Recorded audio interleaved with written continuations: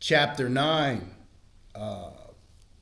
December 20th, 2025. Chapter 9, Buddhadhamma, Section 5, A Noble Life. Chapter 9, The Supernatural and Divine. Chapter 10, Buddha's Teaching on Desire. Chapter 11, Happiness. Chapter 9 starts off at page 911. 9.1 Introduction, the Supernatural and the Divine. If one poses the question whether Buddhism affirms the existence of supernatural phenomenon and the celestial beings, the answer based on literal evidence in the Tipitaka and other scriptures is unequivocally yes. Scriptural confirmation from this relies on the existence of abundant. Having thus said, it is difficult for people to reach an agreement or a consensus on whether these things truly exist or not.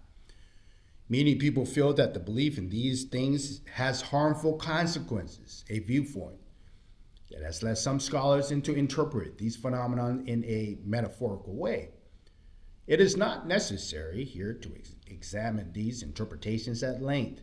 Even if one accepts the literal interpretation that these things exist, the Buddha's teaching contains adequate safeguards to help prevent superstitious beliefs or an obsessive need to prove the validity of the supernatural.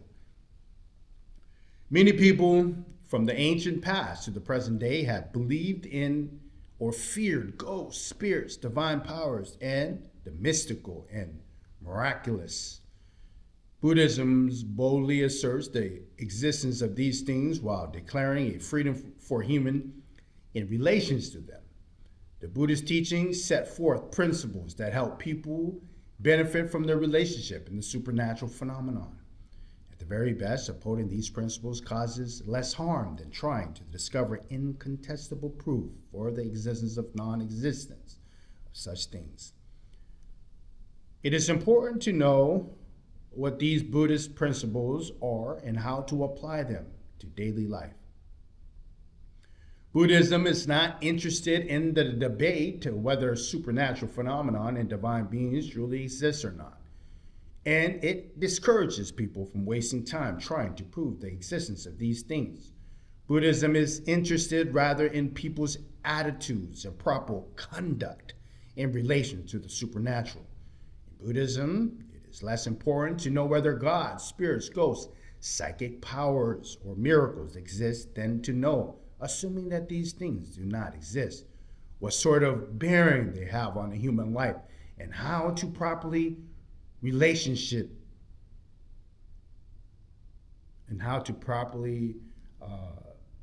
relationship with them.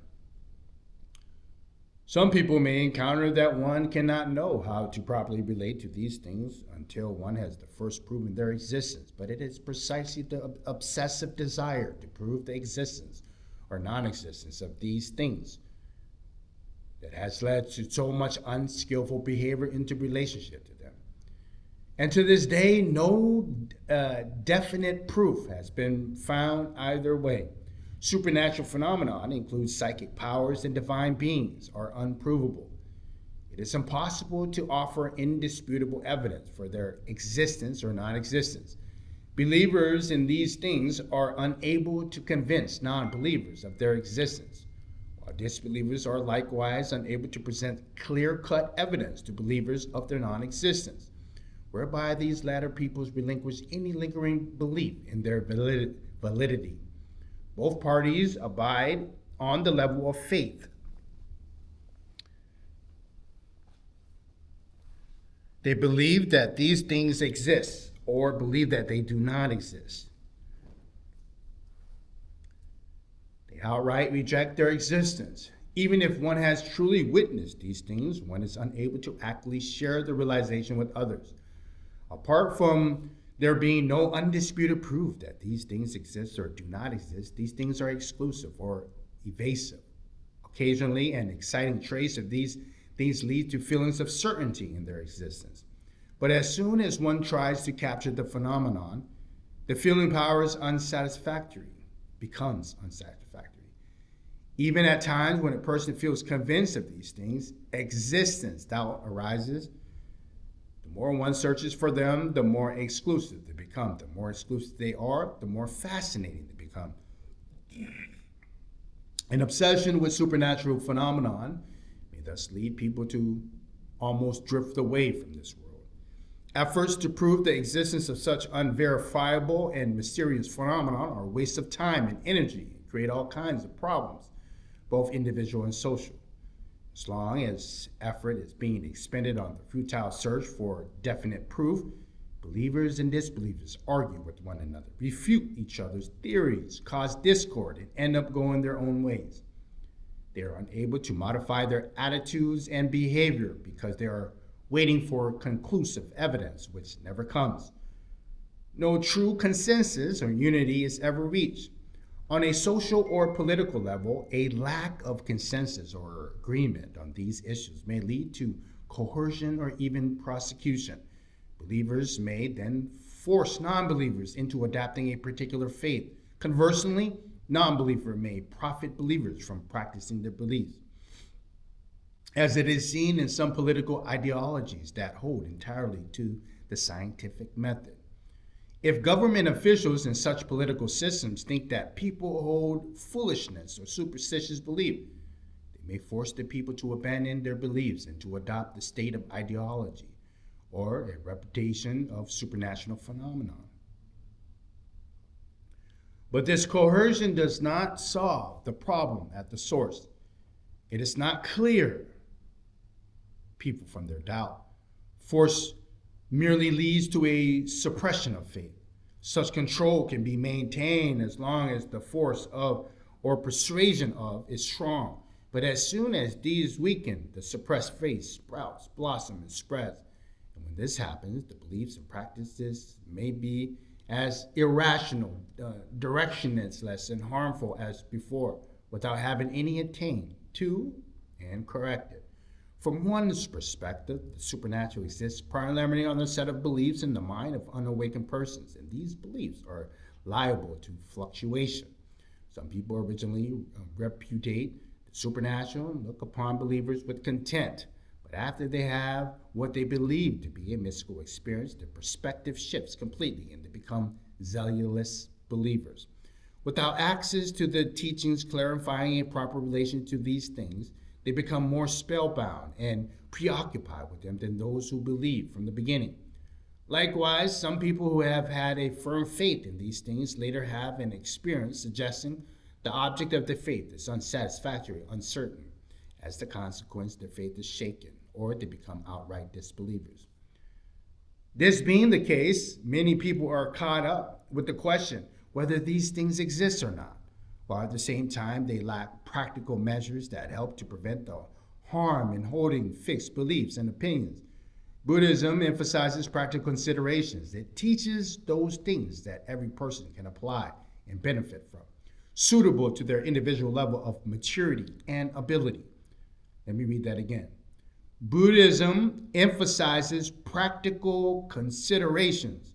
It teaches those things that every person can apply and benefit from, suitable to the individual level of maturity and ability. In reference to the supernatural phenomenon, Buddhism offers clear teaching. The emphasis is one's relationship to them and on the knowing one's reasons for adopting certain attitudes and behaviors in relation to them.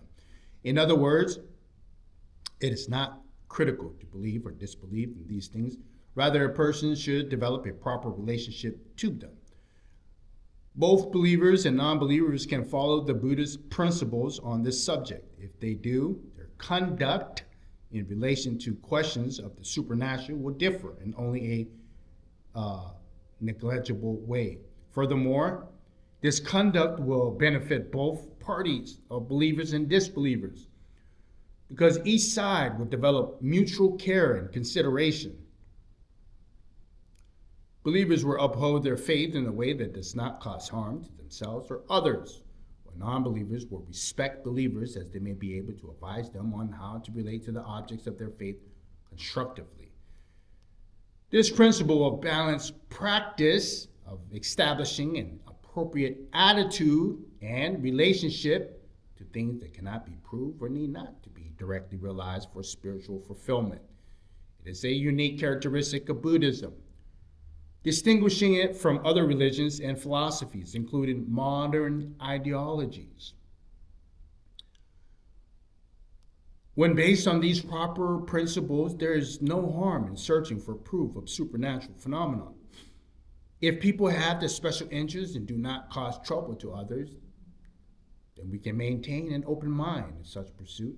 It can be seen as similar to research in other fields of knowledge, because matters concerning the supernatural are unprovable. People's attitudes in relation to these things is critical, because these things exist primarily as a set of beliefs in people's minds. The particular belief is either the existence or non-existence of these things is a minor importance. In some, the existence of non-existence of supernatural phenomena, including divine beings and psychic powers, have little bearing on the key teachings and tenets of Buddhism. Even though miracles and divine beings are claimed by scriptures to exist, the practice and the highest realization of Buddhism is possible without a person having any engagement with these things. In relation to this subject, the Buddha said, "What do you think, Sunankata, whether I perform miracles which are qualities of Supreme Person or not? Does the Dhamma that I have taught to reach the goal lead to the total destruction of dukkha?" Sunankaka replies, "Lord, whether the Lord performs miracles, which are qualities of Supreme Persons or not, the eternal law of Dhamma that the Blessed One has taught to reach the goal leads to the total destruction of dukkha." The Buddha replies, "What do you think, Sunanka? Whether I make known that which is considered the origin of the world or not? Does the Dhamma that I have taught to reach the goal lead to the total destruction of dukkha?" Sunanka replies, "Lord, whether the Lord makes known that which is considered the origin of the world or not, the Dhamma that the Blessed One has taught to reach the goal leads to the destruction of dukkha."